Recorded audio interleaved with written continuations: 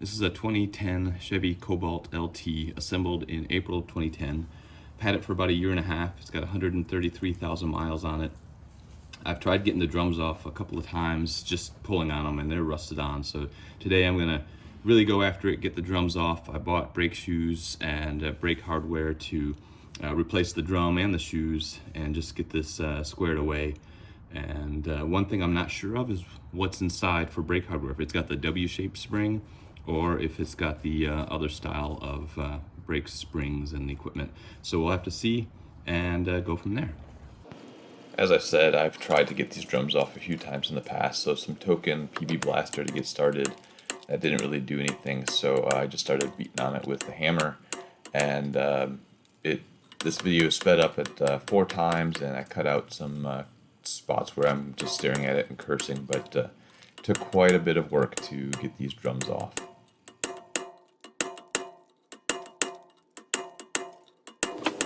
I do want to point out I did go underneath and try to adjust the star wheel to fully pull the shoes in, so the shoes are already fully away from the brake drum, and that's not what's holding it onto the drum. It's just purely rusted up against the wheel hub.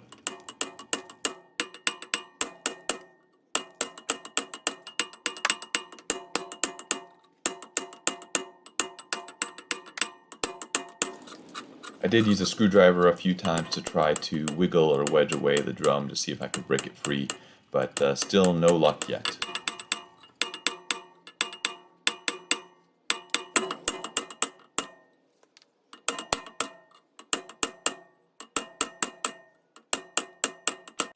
In this video, I'm largely just showing the driver's side, but it was pretty much the same thing on the passenger side as well.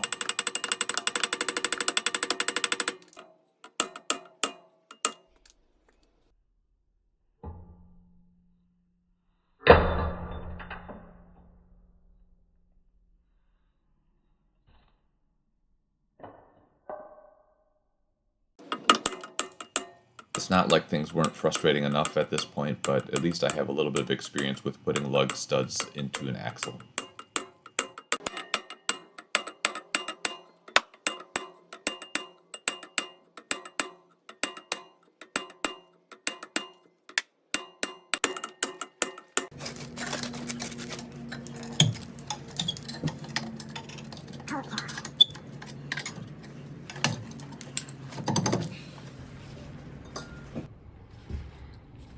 So it turns out that this 2010 Cobalt has the old style hardware with the push springs on the sides and springs down at the bottom and the adjuster at the top.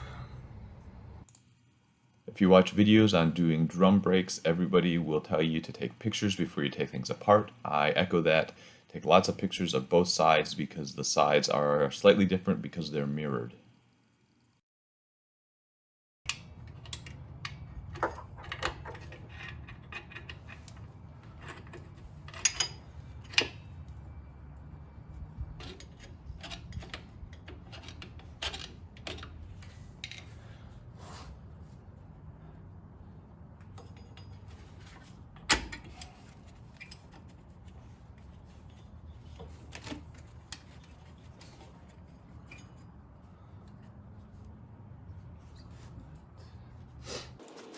I don't know the official name for these springs that retain the shoes onto the back plate, but you just need to push them in pretty far, turn them 90 degrees, and they'll come off that pin.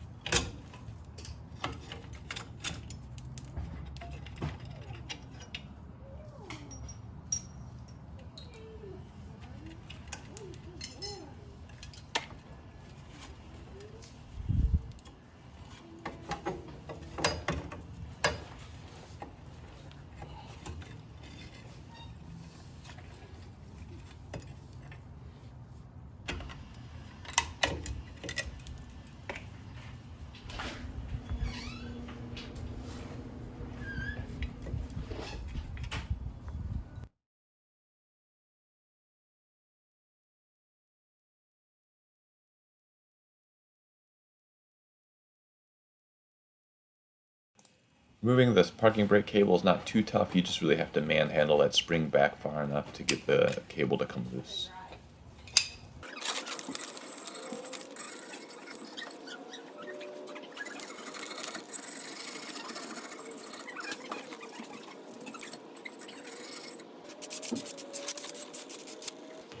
Reinstalling the lug stud was pretty straightforward. Just put a little bit of grease on the splines in the back, push it in, and my lug nuts are open all the way, and yours should be too for the Cobalt, and just use the lug nut to pull it in and get it as tight as you can. I'll also add a link to a video I did with my Jeep on installing lug studs. Aside from removing rusty brake drums, getting this parking brake spring pushed back so you can get the new brake shoe on is definitely the longest part of this whole process and the most challenging. One way to do it is to use a pair of pliers to hold the spring back behind the wheel hub like I just did there, and another even easier method is just having two people. One person holds the cable, the other person pulls the spring back, and it's pretty easy.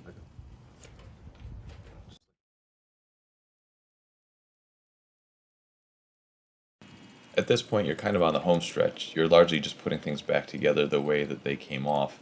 It's just going to turn out there's really only one way to do it so that you get everything put back on. This lower spring is a real challenge, and if you try to just manually pull it across, I couldn't do it. So I had to do it the way I'm showing you right now, putting the spring on first and then putting the retainer spring on second.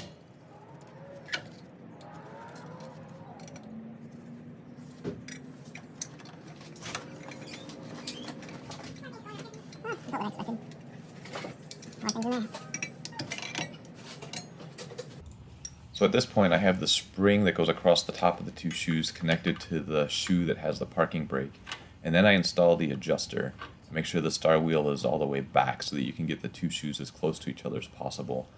And then you have to reach in behind the adjuster to pull the spring across and connect it to the other shoe.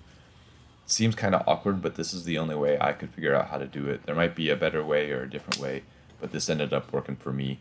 I only show my attempt here once, but it did take a number of attempts to get the spring to actually get all the way across and connected. And then at this point, I'm just adjusting the star wheel to cause the adjuster to engage with both shoes. I'm not expanding the shoes at all.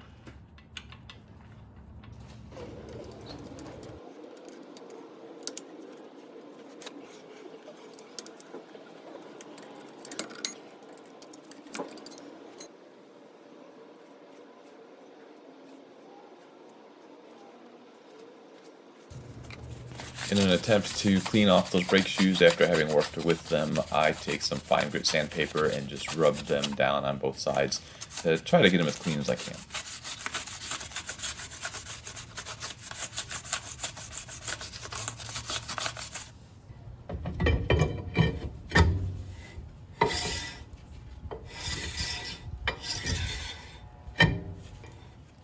This part of the project might be unique to every Cobalt, but for mine, I needed to adjust the star wheel so that it was as short as possible, the shoes were as close together as possible, so that the drum was just barely rubbing on the new brake shoes, and that way I could use the car's self-adjusting feature to expand the shoes to where they needed to be functioning perfectly.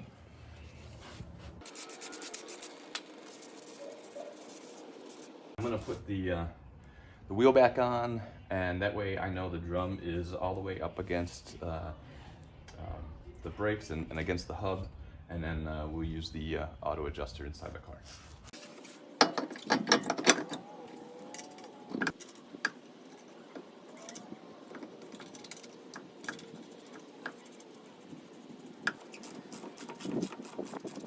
I'm inside the car now, and I'm going to give it a bunch of stomps until it stops clicking.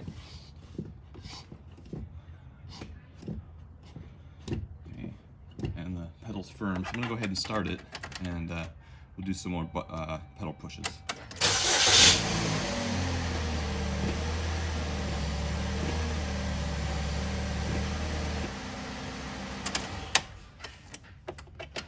Okay, so that should have been enough to get everything adjusted in the back.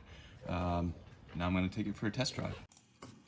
With the brand new brake shoes, it didn't take a lot of pedal pumps to get the brakes set. Test drive was great, and the car is ready to roll. Thanks for watching. If you have any comments or questions, drop them in the comments section. If you like the video, give me a thumbs up, and of course, your subscription is always appreciated. Thanks a lot, good luck on your own repairs, and we'll talk to you next time.